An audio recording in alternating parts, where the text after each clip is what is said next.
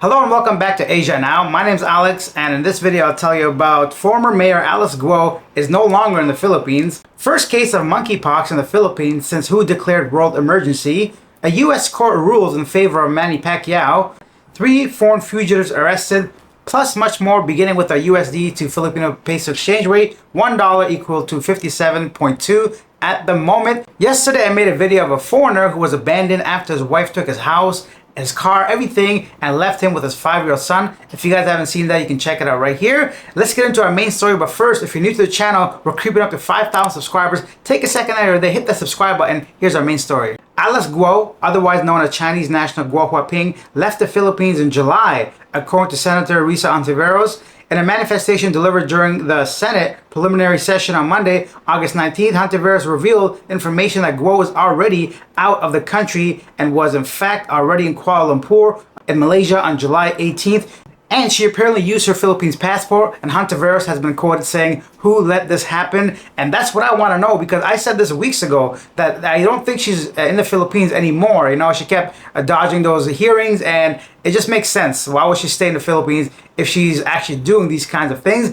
And if she is actually doing everything they said that she's doing, she'll have a lot of resources and a lot of money to make sure she gets out of the Philippines very easily, I would say. So I'm curious to see what details come out and who's actually culpable for allowing this very, very high-ranking fugitive escape the Philippines, especially using her Filipino passport, which I don't know. I'm very curious to see what happens with this. Next up, the Department of Health has detected one new Mpox case in the Philippines, its 10th case overall, and the first case reported since the World Health Organization's latest declaration that the outbreak should be considered a public health emergency and an international concern. The new case was reported on Sunday according to the DOH. Press release on Monday, the case was confirmed through laboratory testing. Prior to this, the last Mpox case was detected in December 2023. The new Mpox case involved a 33-year-old man, Filipino, who has never traveled outside the country. So far, a total of 18,737 suspected or confirmed cases of Mpox were reported in Africa since the beginning of the year, including 1,200 cases in 1 week alone, and the African Union Health Agency said on Saturday. I really hope this does not become something much bigger, although I know some other countries outside of Africa have also been confirming cases of Mpox. I really don't want this to be the next big thing because I'm not ready for that. Next up, a U.S. court has ruled in favor of Manny Pacquiao in the case of sports management firm. A California court has ruled that void the contract entered the Filipino boxing legend Manny Pacquiao and a sports management company, ending a 3-year legal battle between the two sides. In a decision dated August 12th, Superior Court of the State of California, Judge Walter Schwarm said that the contract entered by Pacquiao and Paradigm Sports Management was illegal. A year after the attorney of the 8th Division champion filed a motion stating that Paradigm was not properly licensed as a manager under California law, the decision said that Paradigm Chief Executive Officer Audie Otter testified he did not believe he had a manager's license for boxers at the state of California in 2019.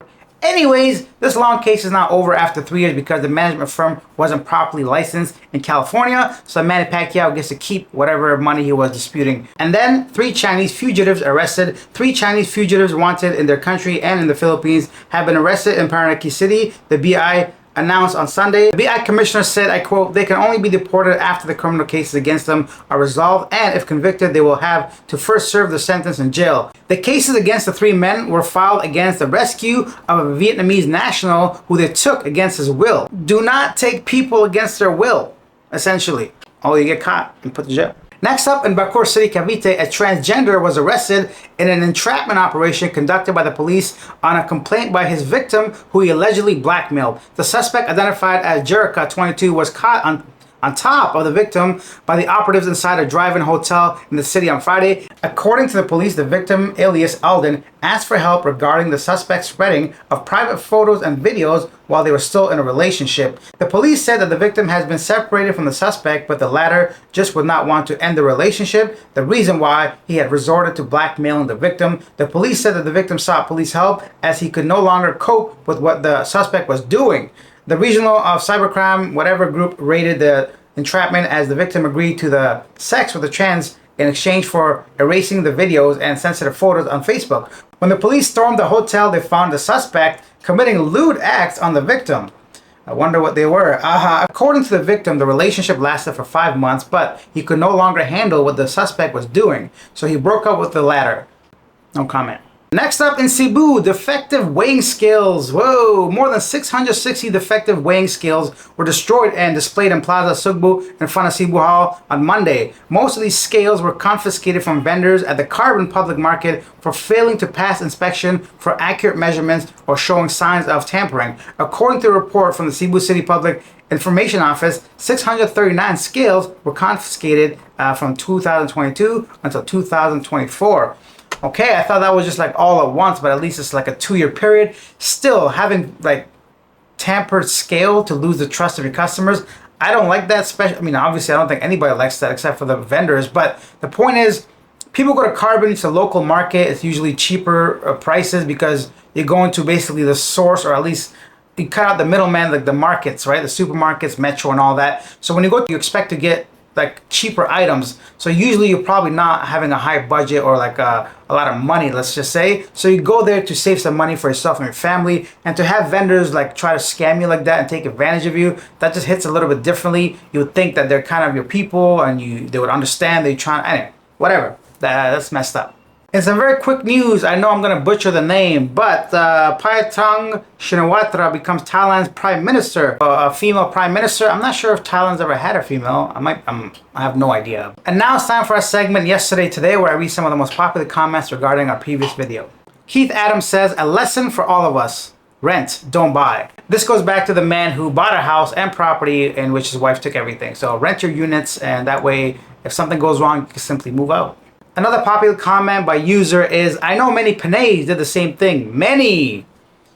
Yeah, why not? Filipinos are no different than any other women, so I don't hate women, I promise. I'm just saying it happens in every relationship, and usually it's the man buying the property. And lastly, someone said, don't be stupid to give everything to your wife. You're in a foreign country. Always anticipate a situation like this. Definitely, highly recommend you guys check out that video because I think it's very informative. That story hopefully saves us a bunch of headache in the future if you're trying to get into a relationship with someone in a different country.